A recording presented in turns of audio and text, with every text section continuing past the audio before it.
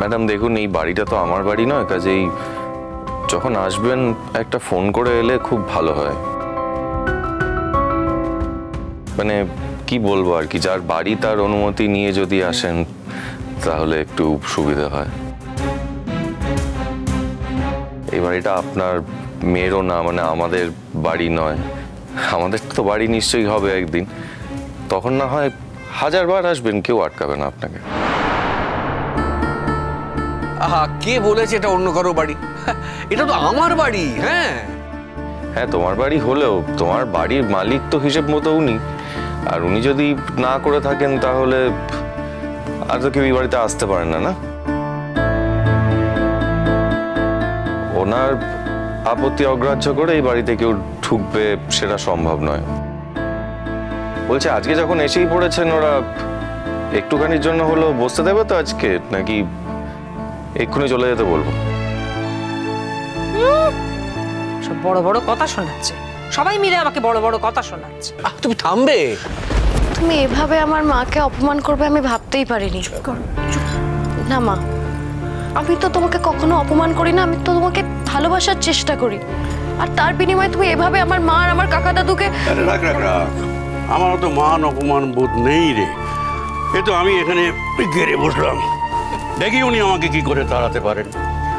এই যে আপনার বৌমার বিয়েতে তো আমি আসতে পারিনি, আমি কিছু দিতেও পারিনি গয়না টয়না, তো এবারে আমি সব নিয়ে এসেছি। আমি তো খালি হাতে কোথাও যেতে পারি না।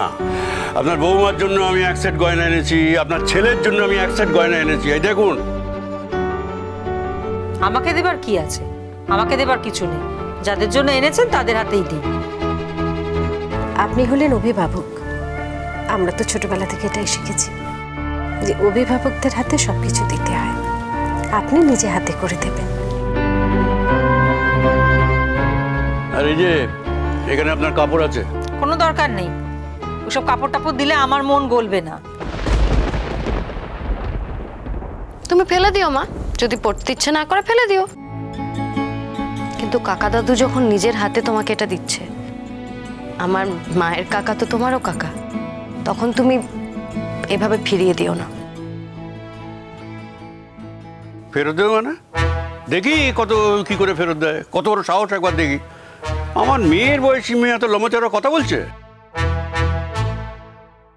আর এই যে বাবা জামাই, তোমার জন্য ধুতি পাঞ্জাবি এনেছি, পরো কিন্তু বাবা।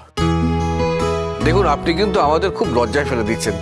এই তো কয়েকদিন আগেই তোতার মা এত কিছু উপহার দিলেন, আবার আপনিও। না না, তোতার মা দিয়েছে, তোতার দাদু তো দেয়নি। তোতার মা আর তোতার দাদু কি এক হলো? মনে মনে তারা এক, কিন্তু সম্পর্কটা তো আর একরকম নয়। তোতার মা হচ্ছে তোতার গার্জেন, আর আমি হচ্ছি তোতার মায়ের গার্জেন। আমি হচ্ছি এখানে সবার গার্জেন। ব্যাপার কাকা দাদু আপনাকে প্রণাম করা হবে। কাকিমা না না না, বাবা থাক, সবাইকে প্রণাম করতে হবে না।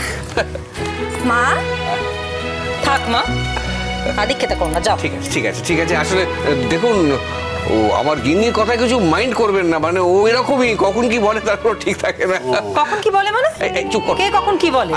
আমি বলি তো, আমি যা বলি সবসময় ঠিক কথা বলি। না প্লিজ একটু শান্ত হও, আসলে আমরা আজকে উপোস করেছি তো, নীলের উপোস। তুই উপোস করেছিস?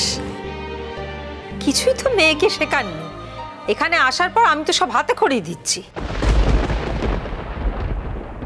আমি তো মেয়েকে লেখাপড়া শিখিয়েছি, বাকি যা যা শেখাতে পারিনি সেগুলো আপনি শিখিয়ে নেবেন। আপনার তো বাড়ির বউ, আমার বাড়িতে এসব করার কোনো প্রয়োজন হয়, তাই শেখাইনি। কেন, শ্বশুর বাড়িতে এলে যে আরো অনেক কিছু করতে হয় সেইটুকুনিও শিখিয়ে পাঠাননি? ঠিক আছে, তাতে তো কোনো অসুবিধা নেই। মেয়েকে এমনভাবেই মানুষ করেছি যে যেমন শেখাবেন তেমনই চলবে, আপত্তি তো কিছু করেনি। এই যে আপনি উপোস করতে বলেছেন, নীল ষষ্ঠীর পুজো করতে বলেছেন, আপত্তি করেছে কি? উপোসও করেছে, পুজোও করেছে, আর ভালোভাবেই তো আপনারা পুজো করেছেন, তাই না? তোরা কি নির্জলা উপোস করলি? না মা তো নির্জলা করতে বারণ করেছে। কিন্তু আমরা ভাত খাচ্ছি না, ওই দুপুরবেলা পুজো দেওয়ার পর একটু সাবু মাখা খেয়েছি, আর রাতে মা বলেছে লুচি বানিয়ে দেবে। মা বলেনি, তুমি বলেছো। আমার শরীরে অত শক্তি নেই যে আমি গাদা গাদা লুচি ভাজবো বসে। তোমার যদি অত ইচ্ছে হয় রাত্রিবেলা খান কতক লুচি নিজে ভেজে খেয়ে। ঠিক আছে, আপনি যদি আপত্তি না করেন তাহলে আমি কেন আপনি এসে রান্না করতে যাবেন কেন? আপনি তো আমার কুটুম, তা কুটুম আমাদের বাড়িতে এসেছে, তা এসে আমার রান্নাঘরে গিয়ে আপনি রান্না করবেন আর আমিও আপনাকে রান্নাঘর ছেড়ে দেবো? তাই কি হয়? আপনি করতে না দিলে তো করতে পারবো না। সে জায়গায় বাদ দিন, আপনার বৌমা কিন্তু খুব প্রশংসা করে আপনার। তাতে কিছু সুবিধা হবে বলে মনে হচ্ছে না। সে তো বোঝাই যাচ্ছে যে খুব একটা সুবিধা হয়নি। তা না হলে অন্তত ভদ্রতা মেনেও এই ব্যবহারটা তোতার সঙ্গে তুমি করতে পারতে না। তোমার ব্যবহার যে আমাদের সবাইকে লজ্জা দিচ্ছে সেটা তো বুঝতে পারো না তুমি। তোতা মা, তুই বরং কাজ কর, তুই টুনিকে নিয়ে রান্না করে যা, ওনারা এসছেন, একটু চা জল খাবারের বন্দোবস্ত কর। আরে না না না, আমাদের জন্য চা জল খাবারের কোনো দরকার নেই। আমি একটু বসতে চাই, আপনাদের সঙ্গে একটু আলাপ পরিচয় করতে চাই। আপনারা হলেন আমাদের কুটুম, তো উনি যতই মুখ ঝামটা দিয়ে জিজ্ঞেস করুক না কেন, কেন এসছেন, আমি কি সুসুর করে চলে যাবো নাকি? না, আমি তো সে বান্দা নই। আমি কত বড় বড় বড় সব দেশ ঘুরেছি, কত মানুষ চড়িয়েছি। আরে আপনার মতো কত মেয়েকে আমি ঠান্ডা করেছি, আর আপনি তো জায়গায়। শুনুন যেটা বলছি, আমি যখন কর্নেল ছিলাম। এটা তো তার শ্বশুর বাড়ি, চুপ করো। তো শ্বশুর বাড়ি বলে কি হয়েছে? শ্বশুর বাড়ি বলে আমি একজন কর্নেল ছিলাম, সেটা বলতে পারবো না? আরে বাবা, আপনি না ওই কোথায় হনলুলু না কোথায় একটা খাবার দোকান বানিয়েছিলেন না, আপনি বরং সেই গল্পটা করুন না। জামাই, তুমি কি আমার সঙ্গে তামাশা করছো নাকি? হ্যাঁ, তামাশা আপনার সঙ্গে? মাথা খারাপ নাকি? তুলি এদিকে শোন। আহা, কি হয়েছে আমাকে বলো না। তোমাকে অত কথা বলার দরকার নেই। কুটুম এসেছে বাড়িতে, কুটুম যেন চলে এলেই হলো। আমার মা আর কাকা দাদু এসেছে, তাদের যদি আমার সামনে এত কথা শুনতে হয় তাহলে সেই আসার কোনো প্রয়োজন নেই। তুমি পাকা গিন্নিদের মতো মাকে কটকট করে কথা শোনো। হ্যাঁ, তুই এর মধ্যে খামাখা ঢুকতে যাচ্ছিস কেন রে মা? এটা আমাদের বাপ মেয়ের ব্যাপার, জানো না? আমি ওকে ঠান্ডা করে দিচ্ছি। যতই ওকে জন্মাবার সময় ওর মা ওকে মধু না দিয়ে, আমি এই বুড়ো বয়সে ওর মধু ঢুকে দেবো একবার মুখের মধ্যে।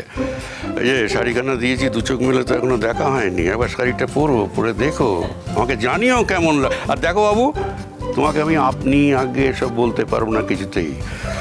তুমি আমার মেয়ের মতো, যতই তুমি তোমার এই বুড়ো বাপকে তাড়াও না কেন। তা বুড়ো বাপের তো দেখছি কোনো কাণ্ড জ্ঞান নেই। আসতে হলো একেবারে নীল ষষ্ঠীর দিন আসতে হলো কেন? একটা ফোন করলে অন্তত আমি জানতে পারতাম, তাহলে আমি বলতে পারতাম যে আজকে না এসে গতকাল আসুন, আগামীকাল আসুন। নীল ষষ্ঠীর দিন বাড়িতে তো কোনো আঁশ ঢোকে না, তা আমি কি করবো? আমার বুড়ো বাপকে তো কোনো মাছ মাংস খাওয়াতে পারবো না, তা কি করবো? ওই সাদা আলুর তরকারি আর লুচি খাইয়ে বাড়ি পাঠিয়ে দেবো?